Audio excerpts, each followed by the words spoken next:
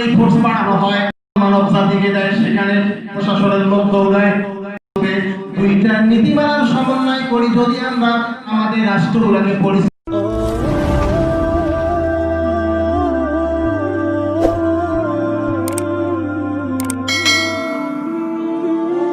এই পৃথিবীতে মানব জাতির একটাই কাজ, সেটা হলো তার গোলামি করা। কি বলেন? এই গোলামির জন্যই পৃথিবীতে মানব জাতির আবির্ভাব। আর নবী রাসূলগণকে যুগে যুগে প্রেরণ করা হয়েছে আল্লাহ তাআলা দেওয়া বিধানটাকে মানুষের কাছে পৌঁছায় দাও। এর বিকল্প কোনো রাস্তা আছে? নবী রাসূলরা কি করছে? আল্লাহর পক্ষ থেকে যাহা নাযিল হয়েছে সেগুলোই পৌঁছে দিয়েছে। এটাই ছিল রাসূলের একমাত্র কাজ। তোমরা মানো আর না মানো সেটা আমার কথা নয়, আল্লাহ রাসূল চলে গেছে। এই আহ্বানটা থাকবে কি থাকবে না? আল্লাহ তাআলা সে কথা কোরআনে তুলে দিয়েছে। কুল হাযিহি সাবিলি আদউ ইলাল্লাহি আলা বাসীরাত আনা ওয়া মান তাবা'আনি ওয়া সুবহানাল্লাহ। আল্লাহ তাআলা বললেন এটা আমার পথ, যে পথে নবী মুহাম্মদ রাসূলুল্লাহ সাল্লাল্লাহু আলাইহি সাল্লাম মানব জাতিকে আহ্বান করেছেন, এটা হলো আমার পথ। তাহলে কি আমার পথ? কার পথ? আল্লাহর পথ। আল্লাহ তাআলা সেটা বলে দিয়েছে যে এটা আমার পথ, আমার পথে নবী মুহাম্মদ ডাকতেছেন, এই ডাকে তোমাদের সাড়া দিতে হবে। শুধু নবী মুহাম্মদই শুধু ডাকবে তা না, তিনি জেনে শুনে বুঝে শুনেই কেবলমাত্র তিনি ডাকতেছেন। কারণ তিনি বুঝতে পেরেছেন তার রবকে, তিনি জানতে পেরেছেন তার প্রভুকে, তার মালিককে। কার সিজদা করবেন, কাকে সিজদা করবেন, কার গোলামি করবেন, তিনি সেটা জানতে পেরেছেন, বুঝতে পেরেছেন। জেনে বুঝে কেবলমাত্র মানব জাতিকে পরকালীন মুক্তির জন্য আহ্বান জানানো হচ্ছে। আল্লাহ তাআলা বলছেন নবী আহ্বান জানাও, মানুষকে ডাকো, আমার পথে ডাকো, আল্লাহর পথে ডাকো, কোরআনের পথে ডাকো। কোরআনের পথে ডাকার জন্য তোমাকে আমি পৃথিবীতে নাজিল করেছি। বলেন সুবহানাল্লাহ। শুধু তুমি ডাকবে সেটাই নয়, তোমার অনুসারী যারা থাকবে তারাও কেবলমাত্র আমার আল্লাহর পথে মানুষগুলোকে ডাকবে। শুধু নবী ডাকবে আর কেউ ডাকবে না, এটা তিনি কিন্তু বলে গেছেন যে তুমি যেমন ডাকবে তোমার অনুসারী যারা হবে তারাও ডাকবে। তাহলে আমরা নবীর অনুসারী কিনা? কথা বলেন না কেন? আমরা কি নবীর অনুসারী না কার অনুসারী? আমরা যদি নবীর অনুসারী হয়ে থাকি তাহলে আমাদেরকেও আল্লাহর পথে মানুষগুলোকে আহ্বান করার দায়িত্ব আমাদের উপর পড়ছে কিনা? পড়েছে কিনা? তিনি বলেছেন আমার যেমন দায়িত্ব কর্তব্য চাপিয়ে দেওয়া হয়েছে আমার উপরে, আমি এই দায়িত্ব পালন করে দুনিয়া থেকে চিরকালের জন্য বিদায় নিয়ে চলছি। আমার রেখে দেওয়া দায়িত্ব তোমরা মানুষের কাছে পৌঁছাই দিবা। দায়িত্বটা আমাদের উপরে আছে, আছে না নাই? ওয়া মা আনা মিনাল মুশরিকিন, আর আমি মুশরিকদের অন্তর্ভুক্ত নই।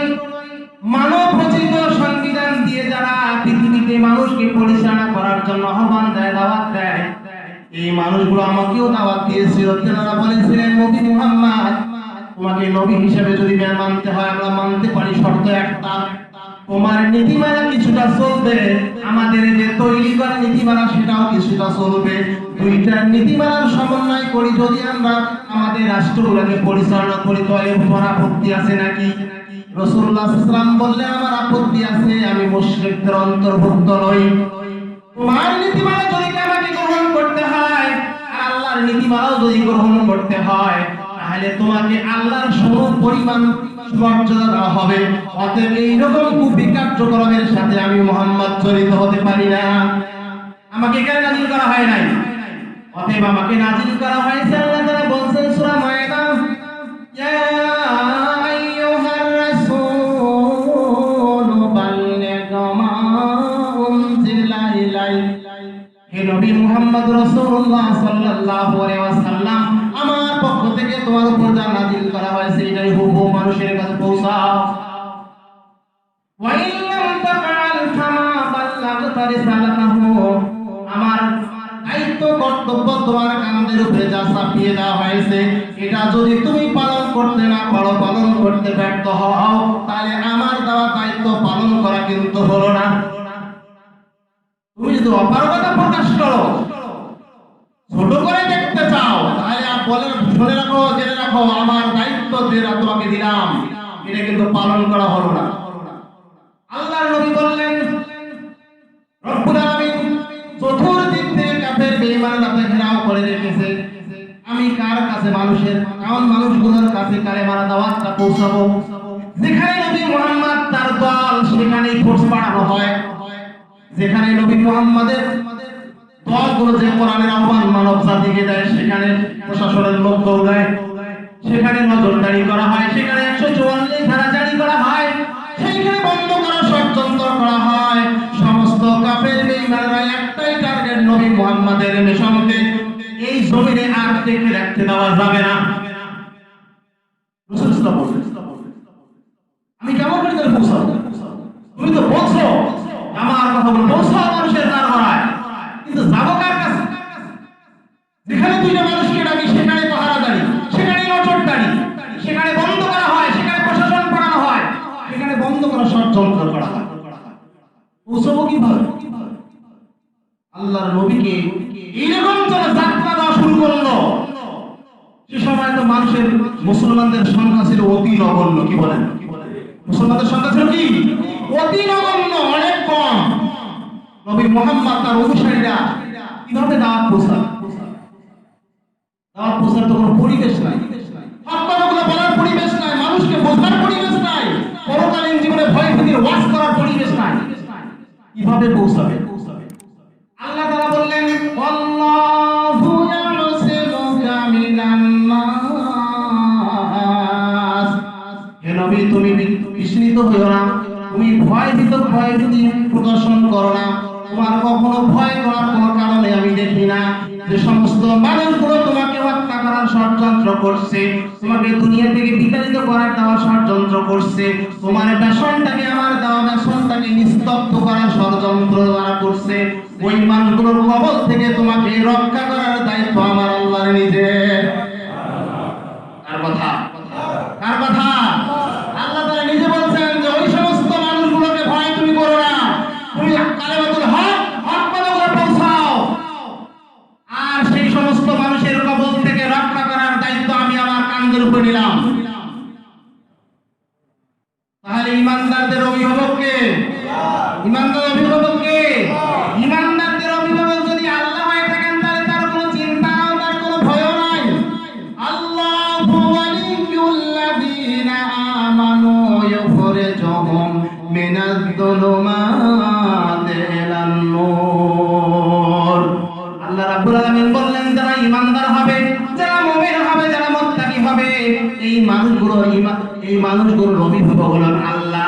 যদি আল্লাহ অভিভাবক হয়ে যায়, ওই মানুষগুলোকে যতই তোমরা অন্যদিকে নিয়ে যাও না কেন, জাহান্নামের পথ দিয়ে নিয়ে চলতে থাকো না কেন, আল্লাহ তাআলার ওয়াজিব হয়ে দাঁড়াইছেন, আল্লাহ তাআলার কর্তব্য হয়ে দাঁড়াইছেন ওই ইমানদারদেরকে জাহান্নামের পথ থেকে টেনে নিয়ে এসে জান্নাতের পথে রাস্তা দেখানোর দায়িত্ব আমার আল্লাহর। দায়িত্ব কার? আল্লাহ। অপরপক্ষে ওয়াল্লাযীনা কাফারু আউলিয়াউহুমুত তাগুত ইউখরিজুহুম মিনান নূরি ইলাজ-যুলুমাত উলাইকা আসহাবুন নারি হুম ফিহা খালিদুন। অপরপক্ষে আল্লাহ রাব্বুল আলামিন বললেন যারা তাগুতকে, যারা শয়তানকে মানবরচিত সংবিধান যারা চালায় ওই মানুষগুলোর অনুসারী হবে, ওদেরকে নেতা মানবে, ওদেরকে অভিভাবক মানবে, ওদেরকে গার্ডিয়ান মনে করবে, এই সমস্ত মানুষ যদি ওই সমস্ত নেতাদেরকে অভিভাবক হিসেবে মেনে নেয়, তাহলে ওই সমস্ত শয়তানরা তখন তাদের দায়িত্ব কর্তব্য হলো মানুষগুলোকে ভালোর পথ থেকে, আলোর পথ থেকে, জান্নাতের পথ থেকে টেনে নিয়ে এসে জাহান্নামের পথে দেখানোর দায়িত্বই তাগুদের হয়ে যায়। কোন দিকে যেতে চান? কোন দিকে যেতে চান? ভালো রাস্তা জান্নাতের রাস্তা না খারাপের রাস্তা জাহান্নামের রাস্তা? কোনটা? কোনটা? জাহান্নামের রাস্তা থেকে বের হয়ে আসে জান্নাতের রাস্তার দিকে যদি চলতে চান, তাই অভিভাবক হিসেবে গ্রহণ করে নিতে হবে আমার আল্লাহকে। আর আমার আল্লাহকে অভিভাবক যদি মানতে চাও, আল্লাহ তাআলার কোরআনের কোনো বিকল্প নাই। বলেন ঠিক না বেঠিক? এই কোরআন অনুযায়ী যদি জীবনটাকে খেলে সাজাতে পারো, কোরআনের জ্ঞানী হতে পারো,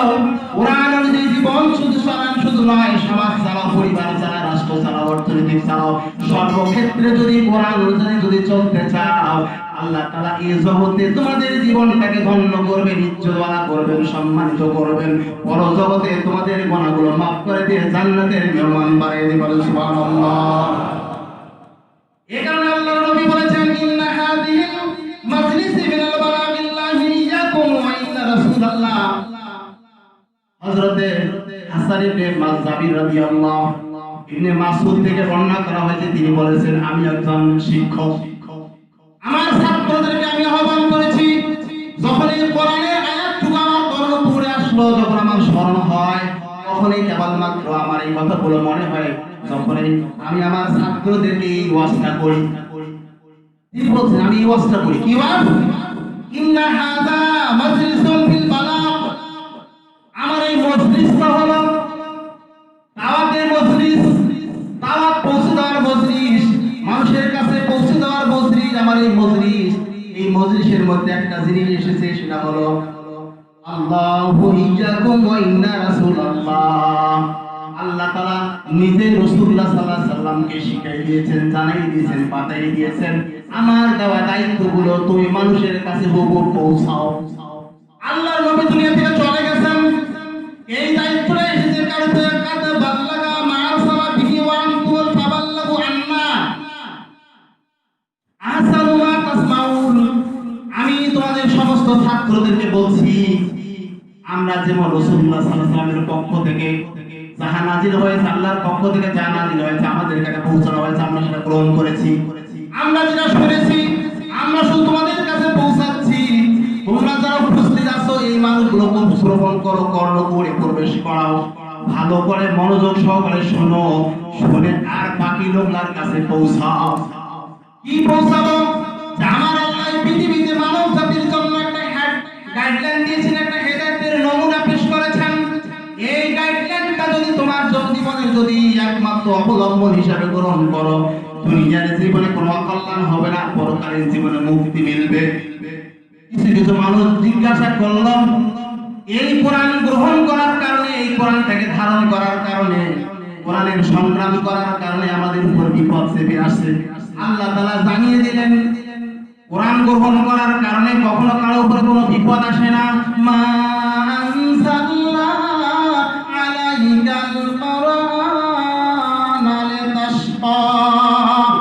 সূরা তাহা ৩ নম্বর আয়াত আল্লাহ তাআলা বললেন, আমি আল্লাহ কোরআনকে এই কারণে নাযিল করি নাই, কোরআন ধরলেই, কোরআন মানলে, কোরআনের সমাজ ধরলেই তোমাদের বিপদে পড়বে, এই কারণে আমি আল্লাহ কোরআন নাযিল করে নাই।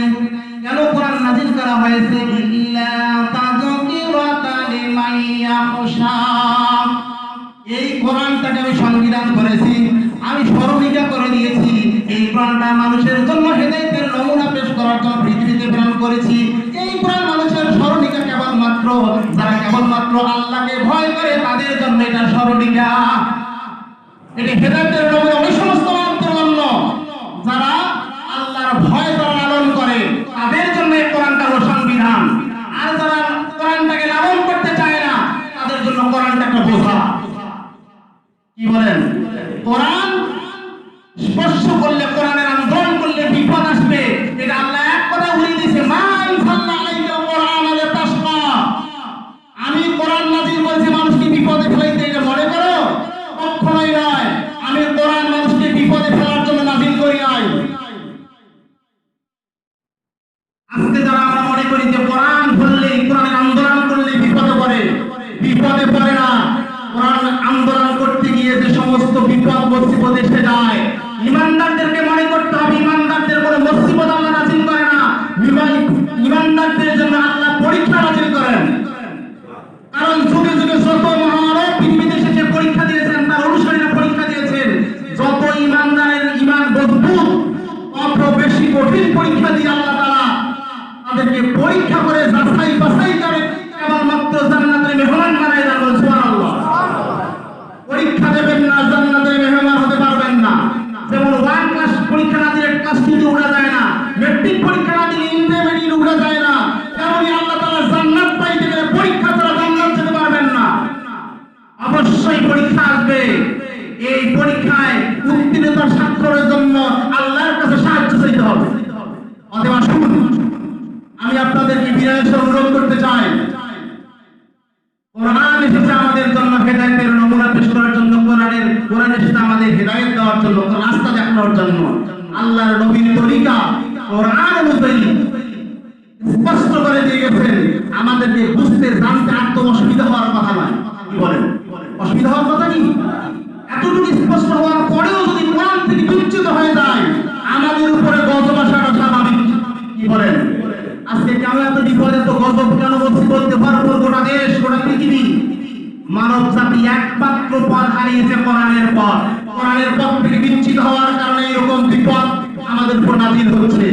অতএব এই বিপদগুলোকে বিপদ মনে করা না করে আমরা ফিরে এসে কোরআনের পথে, ফিরে এসে আল্লাহ তাআলার হুকুম পালন করার পথে, যদি আমরা এই পথে ইস্তেকামাত থাকতে পারি, প্রতিষ্ঠিত থাকতে পারি, তাহলে যতই বিপদ মুসিবত আসুক না কেন আমাদের কলিজা থেকে ভয়টা মিটাই দেবেন কে?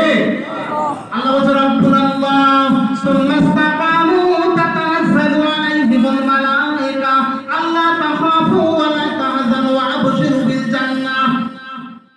যারা রব হিসেবে আল্লাহকে মেনে নিয়েছে, আল্লাহকে রব হিসেবে মেনে নেওয়ার পরে বিভিন্ন পরীক্ষা এসেছে, এরপরে যারা প্রতিষ্ঠিত ছিল, মজবুত ছিল, কায়েম ছিল, আসে না এরকম মানুষের উপরে কোরআনকে ধারণ করার কারণে, কোরআনকে লালন করার কারণে, কোরআনের সমাজ প্রতিষ্ঠা করার জন্য জীবন পর্যন্ত দিতে হয়েছে। এই জীবন যখন বিলীন করে দেয়, সেই সময় পর্যন্ত তওয়াক্কুল করেছিল কার উপরে? আল্লাহর উপর তওয়াক্কুল করার কারণে তাদের কোনো ভয় ছিল না, কোনো চিন্তা ছিল না। আল্লাহ তাআলা ফেরেশতা নাযিল করে জানিয়ে দিয়েছেন, হে আল্লাহর বান্দা, তোমার কোনো ভয় নেই, তোমার কোনো চিন্তা নাই, তোমার জন্য আমার আল্লাহ যে ওয়াদা করেছেন জান্নাতের, এই জান্নাতের জন্য তুমি প্রস্তুত হয়ে চলে আসো, দুনিয়া থেকে পার হয়ে যাবা, তোমার জন্য জান্নাত অপেক্ষা করছে। বলেন সুবহানাল্লাহ। আদখুলি জান্নাতি আদখুলি ফিবাদ ওয়াদখুলি জান্নাতি। তোমার ওই সমস্ত ভাইদের সাথে, অর্থাৎ আল্লাহ তাআলার প্রিয় বান্দাদের সাথে শামিল হওয়ার জন্য প্রবেশ করো, জান্নাতে প্রবেশ করো। এই কথা যদি ফেরেশতারা মৃত্যুর সময়কালে মানুষকে এরকম কথা বলে দেয়, তাহলে ঈমানদারদের কোনো ভয় আছে? ঈমানদার নিজেকে কখনো ভয় করবে না। ঈমানদার মৃত্যুর জন্য সদা প্রস্তুত থাকবে, মৃত্যুকে আলিঙ্গন করবে। তবে ঈমানদাররা সবচেয়ে ওই আকাঙ্ক্ষা সবসময় জাগ্রত রাখবে, আল্লাহ আমার যেহেতু মৃত্যু হবে, যেহেতু আমাকে তুমি জীবন দিয়েছো, আমার মৃত্যু হবে, আমার মৃত্যুতে শাহাদাতের মৃত্যু দিও। এই তামান্না নিয়ে আপনি আমি যদি মাঠে ময়দানে কাজ করতে পারি, আপনার বাড়িতে ঘুমের চোটেও যদি মৃত্যু হয়, আল্লাহ তাআলা আপনাকে শহীদের বছর দান করবেন। সুবহানাল্লাহ। আসুন আমরা সবাই মিলে কোরআনকে ঐক্যবদ্ধভাবে, আমরা মজবুতভাবে সবাই মিলে আঁকড়ে ধরি। কোরআনের সমাজ প্রতিষ্ঠার জন্য প্রত্যেকটা মানুষের কাছে কোরআনের হক কথাগুলো পৌঁছে দেয়, সমস্ত মানুষ যেন কোরআনের কথাগুলো কানে ঢুকে যায়। আমাদের নৈতিক দায়িত্ব হলো প্রত্যেকটা মানুষের কাছে হক কথাগুলো বলে দেওয়া। আল্লাহ তাআলা আমাদেরকে হক কথাগুলো বলে দেওয়ার মতো তৌফিক, সাহায্য আল্লাহ তাআলা আমাদের সকলকে দান করুন। আল্লাহুম্মা আমিন। ওয়া আখিরু দাওয়ানা আলহামদুলিল্লাহি রাব্বিল আলামিন। আসসালামু আলাইকুম ওয়া রাহমাতুল্লাহ।